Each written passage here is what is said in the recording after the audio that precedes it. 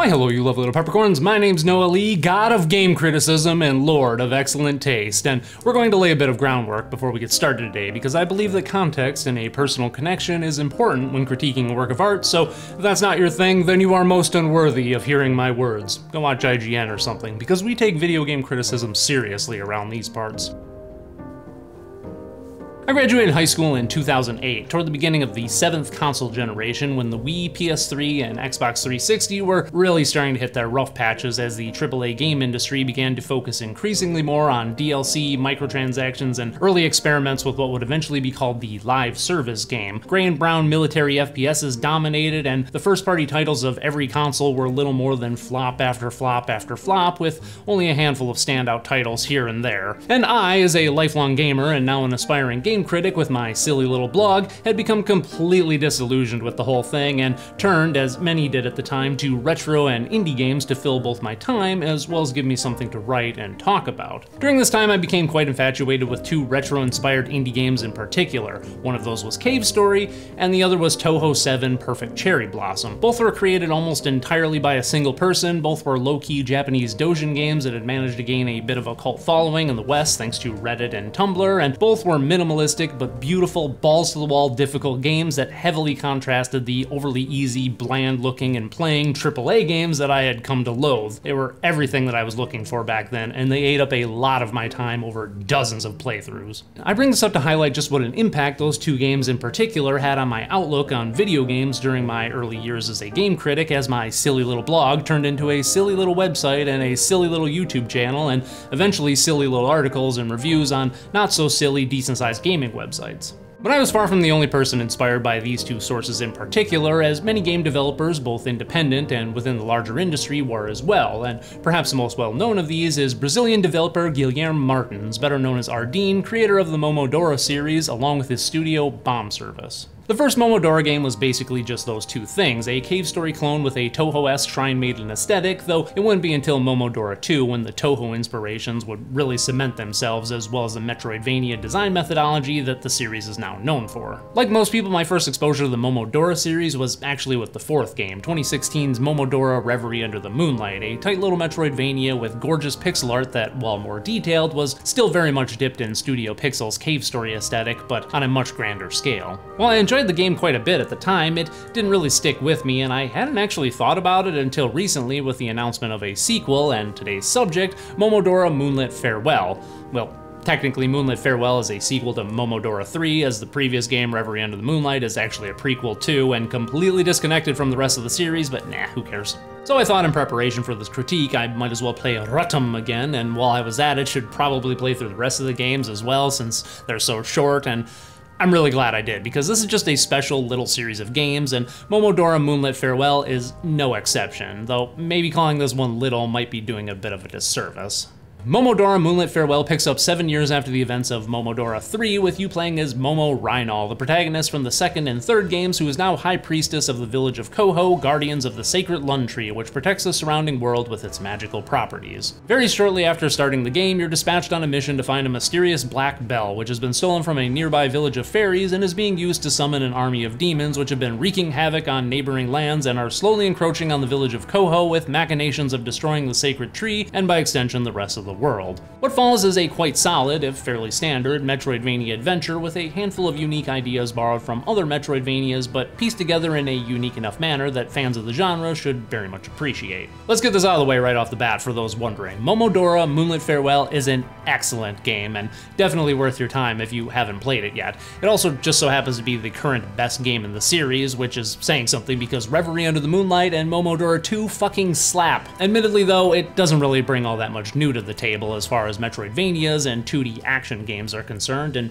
that's fine. Not every game needs to innovate or break new ground. Sometimes it's enough to merely polish and refine ideas that came before, and that's exactly what Moonlit Farewell does, and it does it very well. For starters, the game has some of the tightest 2D action controls I've ever experienced. In fact, they're almost too tight at first, bordering on being stiff, especially if you're just coming off of another indie Metroidvania like Hollow Knight, or as I was, the previous game, Reverie Under the Moonlight. Momo moves just a bit slower than you would expect for this kind of game, though I think a lot of that feeling is due to how small her sprite is in comparison to the large amount of screen real estate each section of the map affords you. This is something that's becoming increasingly more common in indie Metroidvanias and indie platformers in general, with your character's sprite being a tiny little speck in comparison to everything else on screen, as more neophyte indie devs try to replicate the look and feel of games like Spelunky or Super Meat Boy, but also not realizing that these games chose their zoomed out cameras so the player could see all the hazards that lie ahead, and that this zoomed out look only really works in a very specific kind of game, and in more standard platformers and Metroidvanias, zooming out to this extent only makes it difficult to keep track of where you are without providing any benefit to the player at all. Thankfully though, Moonlit Farewell doesn't have this problem thanks to some clever character, background, and environmental design. Momo's sprite is made up primarily of light tones, while the backgrounds are made up of midtones, and the ground you can stand upon, as well as the foreground objects, are designed with a dark or even black heavy color palette. Add into this a copious amount of lighting, shader, and particle effects which follow Momo around and activate with every action you take, and you'll never lose track of our protagonist, allowing the game to leverage this more zoomed out camera for its careful enemy placement, as well as providing enough space for the player to focus on immediate combat scenarios without having to worry about what may or may not be hiding off screen.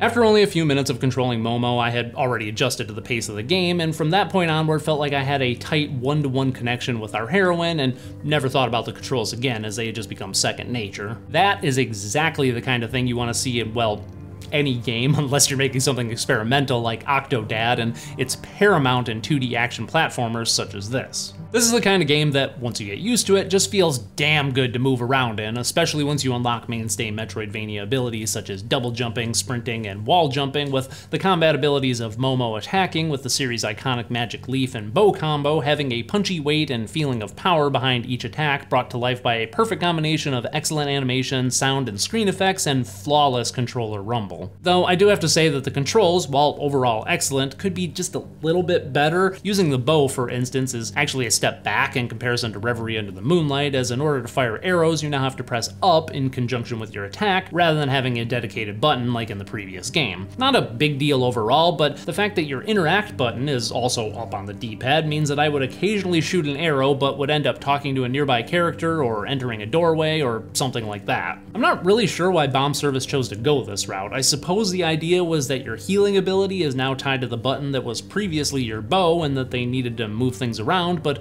why not make use of the left or right shoulder buttons, as they're completely ignored the way things are? Ultimately, it's a small gripe, but the game's tight controls could have been just that much tighter without hardly any effort. Time out for a second. While I was editing this video, I happened to notice that there have been a few updates to the game since I originally wrote my critique, and one of them allows you to map the arrows to the shoulder buttons if you so desire, so clearly the developers thought this was an issue that needed to be fixed as well.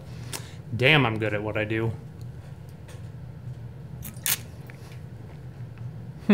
Anyway, the dodge roll that was introduced in Reverie Under the Moonlight also makes a return and is far more fleshed out and useful than in that game, as in addition to allowing you to dodge through enemy attacks, adds in a perfect dodge mechanic that, when performed correctly, gives you a couple seconds of invulnerability for you to just go ham on the enemy without having to worry about taking a hit. This is a nice little risk-reward mechanic to add into a game such as this, though I do have to admit it's a bit more finicky than it otherwise should be, and I often had it occur where I would take a massive hit from an enemy, but also somehow activate the perfect dodge bonus at the same time. Ultimately, this doesn't really affect the combat any, but I do find it funny that the game can consider something a perfect dodge, even if you fuck up and lose a bunch of HP in the process. Still, all of this combines to make one of the most satisfying and flashy 2D combat systems of recent memory that's just as enjoyable to experience as it is to see. The only potential problem I see with the combat and movement mechanics is that the game doesn't really provide you with as tight of boss and enemy design to complement such a fleshed out system. Enemies, and more so bosses, have never really been the series' strong suit, with most of the bosses throughout each game easily telegraphing their attacks, and many of them being entirely pattern locked, meaning that they attack you the exact same way and in the exact same order every single time you fight them, allowing you to quickly get their movements down and causing them to become trivial to defeat after only 1 or 2 attempts. And this hasn't really changed in Moonlit Farewell, as practically all of the bosses suffer from the same issue of not having enough variety in their movement and attacks, and some of them, like this dragon boy here, being entirely pattern locked with the exception of a curveball he throws throws at you at around 50% HP. What has changed, however, is that Ardeen and the rest of Bomb Service seem to have just accepted this fact of their previous boss design and decided to lean into it rather than attempt to mix things up, as these bosses are much faster paced and much more punishing to the overzealous player than those of the past.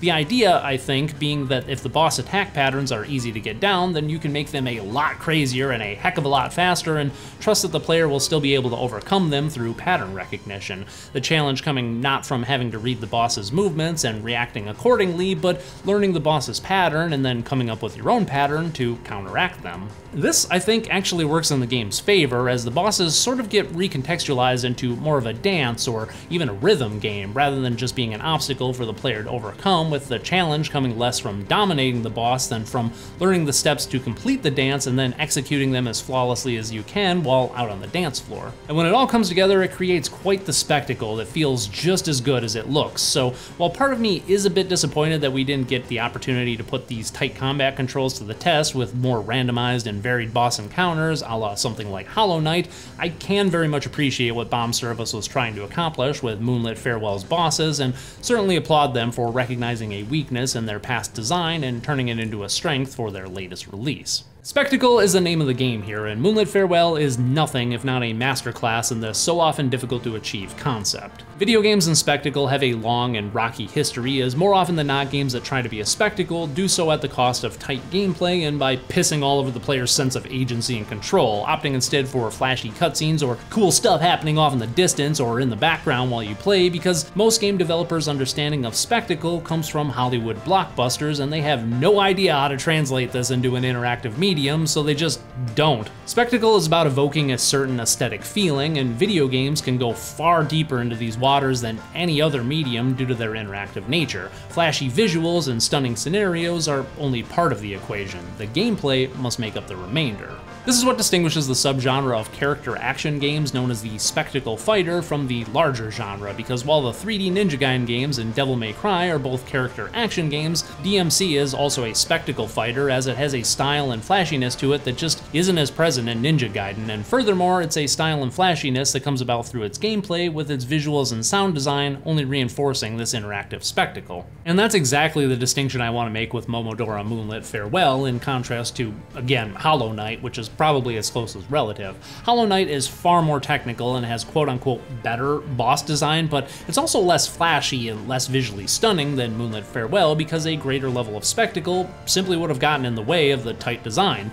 whereas Moonlit Farewell, with its quote-unquote weaker boss design, can afford to be more spectacular, as the flow of the combat isn't lost in the mix due to the heavily patterned design of the bosses, if that makes sense. Neither method is necessarily better or worse than the other, they just have different goals. Hollow Knight holds back on its level of spectacle, though it still has a good amount, because it wants to have challenging and well-designed bosses. Moonlit Farewell wants to be a spectacle, so it holds back on the challenge and tight design, or more accurately, because Bomb Service recognized the weakness of their past boss design and lean more into the spectacle to compensate. All of this is brought about through the game's fantastic character and enemy design, gorgeous environments, carefully crafted music and sound design, as well as providing an interesting narrative and cast of characters which act as bedrock to ground the game's spectacle upon in a way that makes the action both believable and meaningful to the player. But by far the most impressive thing about Moonlit Farewell's aesthetic is its incredible pixel art that is easily some of the most gorgeous and fully realized I've ever seen. This is what's known as the high-bit art style, or high-resolution pixel art, that's so in vogue right now in the indie scene, and especially among Metroidvanias. The name high-bit coming from the fact that prior to the domination of 3D graphics, the power of video game consoles was largely tied to how many bits the system's CPU had, bringing along with it a specific style due to the technical constraints of working within the system's hardware limitations. As such, 8-bit games tended to look like this, 16-bit games like this, 32-bit games like this, etc., with both the resolution and pixel density of 2D images increasing right along with these jumps in processing power. High-bit graphics sort of imagine a world where 3D graphics never took over, and this processing trend and its corresponding pixel art aesthetic continue to develop along this exponential trajectory to the point that pixel art becomes extremely well detailed and dense and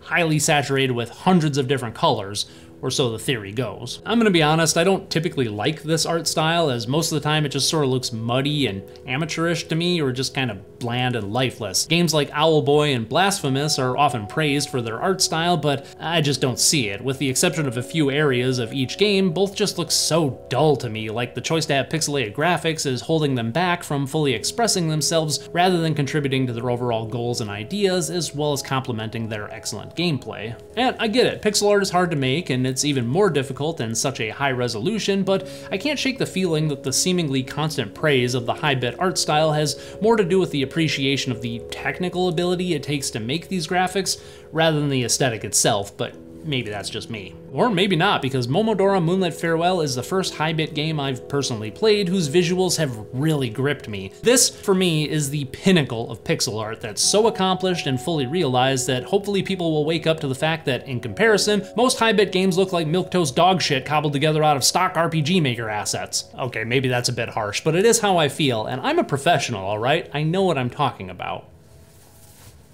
Every area, character, enemy, particle effect, or what have you is so wonderfully detailed and expertly animated, the color balancing and hierarchy is masterfully done, and most importantly, the game's graphics have enough visual contrast between different assets that they don't all bleed together like most high-bit graphics do. Well, mostly. There are still a few spots, like in this village here, where these tiny bombs are just a bit too inconspicuous and don't really read as a hazard until you've hit them 2 or 3 times and realize what's going on, but that's the exception, not the rule, as the rest of the game is so carefully crafted both physically and artistically that the game weaves a steady visual pace and flow that's maintained throughout most of its runtime. But Moonlit Farewell leans even deeper into its technical and aesthetic craftsmanship by having grass and plants react as you run by, dust clouds kicking up when you jump and land, visual touches like leaves and particles flowing delicately across the screen, and lighting effects that change the look of the game to match the mood of the area you're in through the use of both alternate sprite art as well as in-engine shader work. Though perhaps this aesthetic is most fully realized in the bosses, which end up as among the largest and most detailed video game sprites I've ever seen.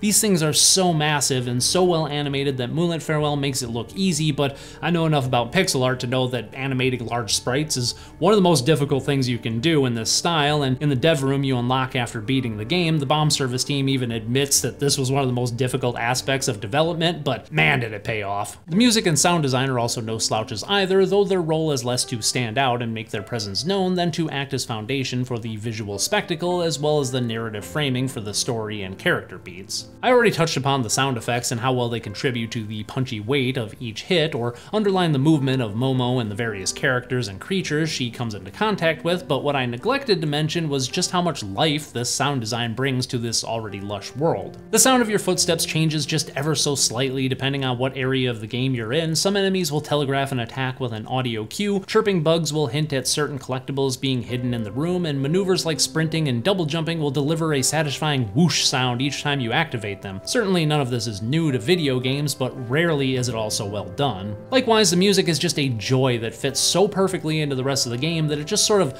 melts into the pot and disappears, and I mean that in the best way. This isn't the kind of music you're likely going to be humming after the fact, and you may not even remember it at all, but it is the kind of music that's so intimately tied with the project that it's part of that you can't separate it without severely damaging the rest of the game. But of course, as a Metroidvania, the game wouldn't be worth a damn if it didn't have some excellent level design and a strong sense of progression, and I'm happy to report that Moonlit Farewell has both of these aspects in spades. Many games in the genre these days, especially from indie devs, seem to overdo it a bit with the size and layout of their game map to the point that the player can end up spending a great deal of time retreading areas they've already been to or wandering around aimlessly trying to figure out where to go and what to do because they missed an inconspicuous path in a previous area, or because they just obtained an item that allows them to progress, but the path they need to take is on the opposite side of the map entirely. This has always been an easy trap to fall into with Metroidvanias, but Moonlit Farewell avoids this potential pitfall by keeping its map much smaller and more tightly designed than most other games in the genre. The game takes place almost entirely in the underground root system of the Sacred Lund Tree, so it makes sense to have a smaller and more tightly designed map to reinforce this idea and allow the player to become intimately familiar familiar with this world and the nooks and crannies that make it up. You do have a map presented in the traditional grid-based Metroidvania manner, but most of the time I didn't even need it, as the game is so well designed that even if I didn't remember the exact way to go to reach an area I had previously been through, I could very easily just end up there simply by heading in the general direction and count on the level design to naturally lead me to where I wanted to go. Moonlit Farewell also avoids the previous issue of having to backtrack a bunch by making sure that the next step in its progression is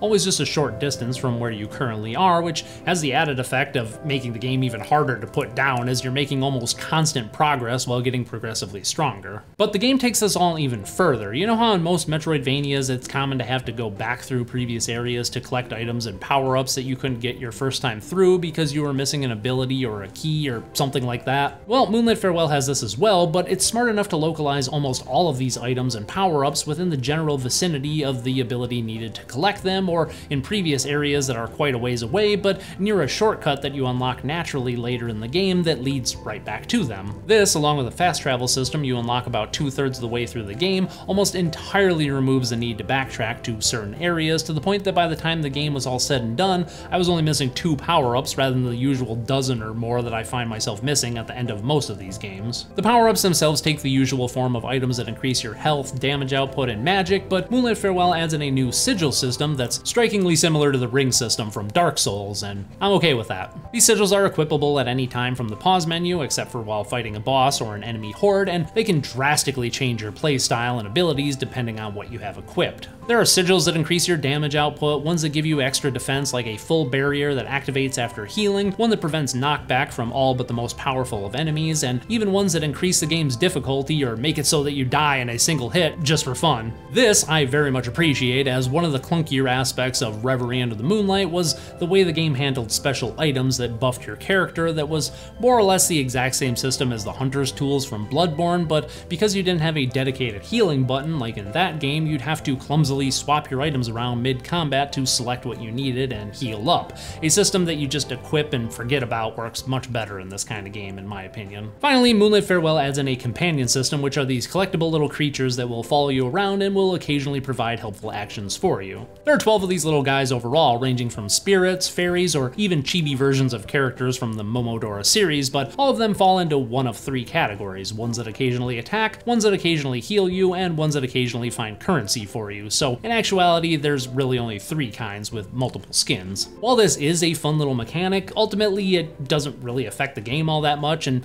sort of feels like an afterthought on the part of the developers, as do other aspects you unlock after beating the game, like the boss and nightmare boss trials, as well as the arrange mode that lets you play through the whole game with everything mirrored, as well as a few other minor changes. Still, all this combines to make a very well-designed Metroidvania experience whose individual pieces all come together to make something much greater than the sum of all its parts. While the game is a touch on the easy side for veterans of the genre like myself and doesn't really bring all that much new to the table, it is an excellent exercise in refinement and is probably best appreciated through that lens. Plus, the game's just a lot of fun, and it's definitely one that I'm going to be coming back to in the future. Momodora Moonlit Farewell is the first certified banger of the year, and I just can't recommend it enough. I'm Noa Lee, god of game criticism, and thus have I spoken.